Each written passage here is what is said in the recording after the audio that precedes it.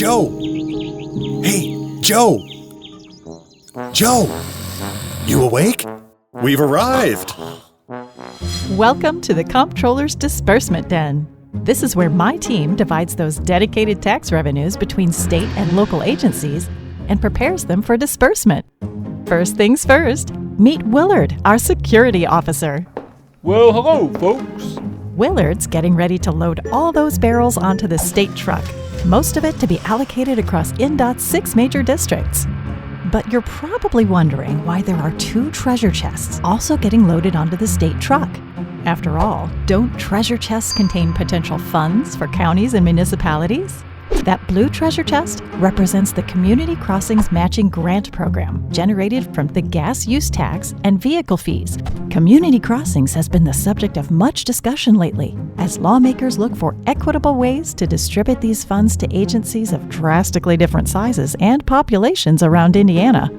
A local agency is eligible to be awarded up to $1.5 million from this matching grant program by first submitting their asset management plan to Indiana LTAP for approval and then applying to INDOT for the grant funds.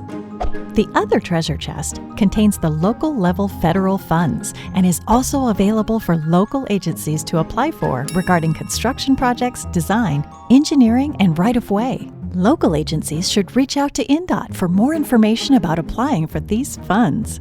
So, just to be clear, both the local level federal funds and community crossings get distributed to local agencies, but at the discretion of INDOT. So that's why those chests get loaded onto the state truck.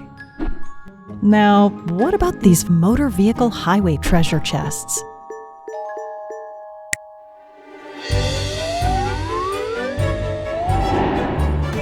As you can see, there's $1.5 billion in that chest. 62% of this money is allocated to the State Highway Fund, with $582 million remaining. $6.6 million is set aside to provide for any tax refunds, programs, and off-the-top expenses. After that, $392 million gets divided among the 92 Indiana counties, with 5% distributed evenly, while the rest is based on each county's share of vehicle registrations and center line road miles. The remaining $184 million is allocated to each city and town based on their populations. We'll be loading these shares into mine carts and shipping them off for local distribution. Indiana Code specifies that the motor vehicle highway funds are to be used for traffic safety, improvement, reactionary maintenance, construction, reconstruction, and preservation.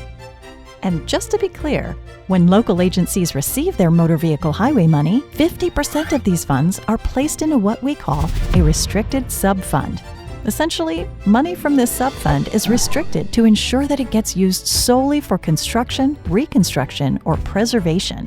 This covers any activities associated with constructing or extending the life of an asset. This restricted subfund does not cover reactionary or repair activities such as winter operations, sign repairs, pavement maintenance, mowing, or litter cleanup. Again, this spending restriction applies to 50% of a local agency's motor vehicle highway share. Finally, we have these highway, road, and street treasure chests.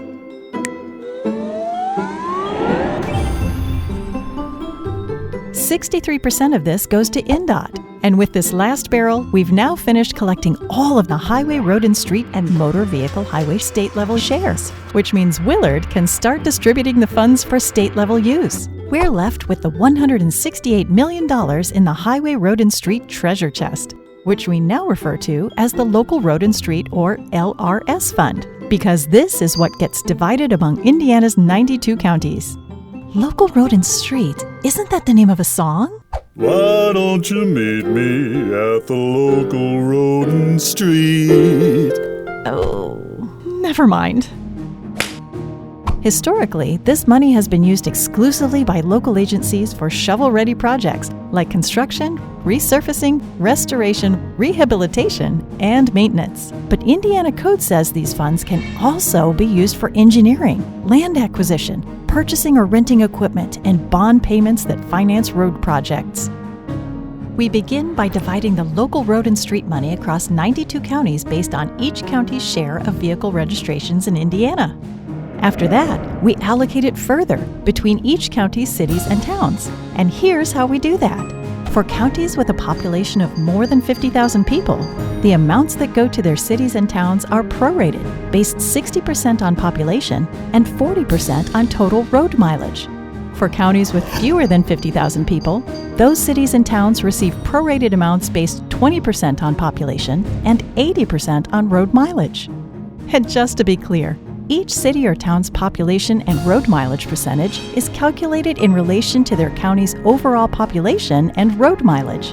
As you can see, when it comes to dispersing dedicated tax revenues, the process is a constant balancing act, trying to be fair and responsive not only to the many needs of the state, but all those local agencies, large and small.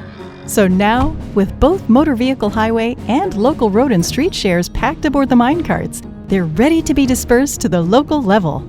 Our hero, Indiana Joe, looks a little weary. What if this money isn't enough to solve the problems of the school bus driver, the police chief, or Cecilia's kitten? Don't despair, Indiana Joe. There are other funds available to local agencies besides these dedicated tax revenues. You'll see for yourself as you exit the State Board of Accounts and travel through Pat's Fiscal Funhouse. Good luck on your quest!